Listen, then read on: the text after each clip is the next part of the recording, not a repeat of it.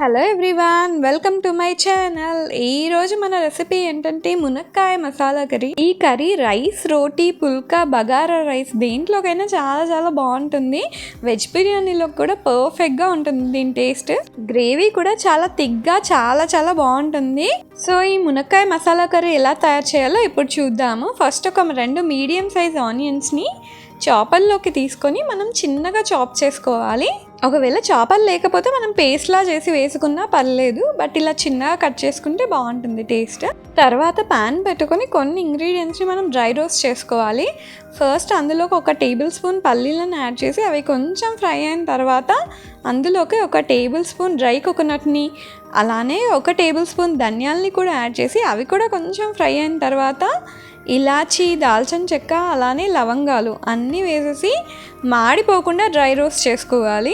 అవి మంచిగా రోస్ట్ అయిన తర్వాత లాస్ట్లో 2 రేకుల చింతపండుని కూడా యాడ్ చేసుకోవాలి.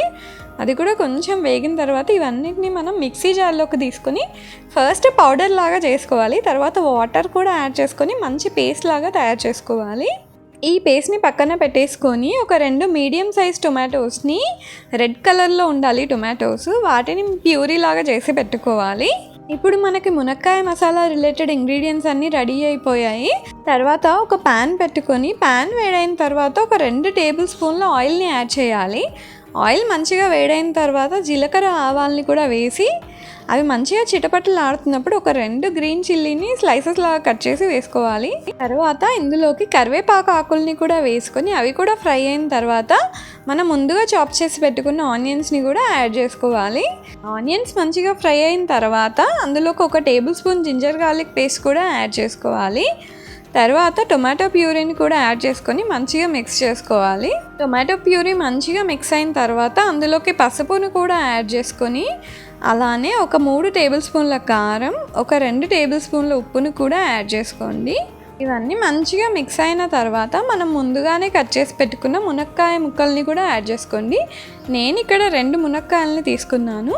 ఈ మునక్కాయ ముక్కలన్నింటినీ గ్రేవీలో మంచిగా మిక్స్ చేసేసి మూత పెట్టుకొని కాసేపు ఉడికించుకోవాలి, ఒక 5 మినిట్స్.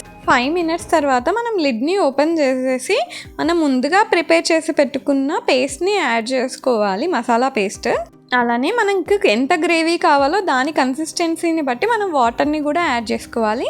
నేను మొత్తం 2 కప్స్ వాటర్ని యాడ్ చేశాను. ఫస్ట్ 1 కప్ యాడ్ చేసి కొంచెం ఉడికిన తర్వాత మళ్ళీ ఇంకొక 1 కప్ని కూడా యాడ్ చేశాను. మళ్ళీ మనం మూత క్లోజ్ చేసేసి ఉడికించుకుంటేనే మునక్కాయలు కూడా మంచిగా ఉడుకుతాయి. సో ఈ గ్రేవీలో మునక్కాయలన్నీ పర్ఫెక్ట్గా ఉడికిన తర్వాత మనకి గ్రేవీ అనేది దగ్గరకు వచ్చేస్తుంది. సో ఇప్పుడు పర్ఫెక్ట్ కన్సిస్టెన్సీ వచ్చిన తర్వాత మనం లాస్ట్లో కొత్తిమీరని కూడా యాడ్ చేసేసుకుంటే మన మునక్కాయ మసాలా కర్రీ రెడీ అయిపోతుంది. థిక్ గ్రేవీతో చాలా చాలా బాగుంది టేస్ట్. మీరు తప్పకుండా ట్రై చేయాల్సిన రెసిపీ ఇది. సో మీకు ఈ వీడియో నచ్చింది అనుకుంటున్నాను. నచ్చితే లైక్ చేయండి, అలానే మీకు తెలిసిన వాళ్ళకి షేర్ చేయండి. రెసిపీ రిలేటెడ్ ఇంగ్రీడియంట్స్ అన్ని నేను డిస్క్రిప్షన్ బాక్స్లో మెన్షన్ చేస్తున్నాను, చెక్ చేయండి. నా వీడియోస్ని ఫస్ట్ టైం చూసిన వాళ్ళైతే సబ్స్క్రైబ్ చేసుకోండి. Thank you.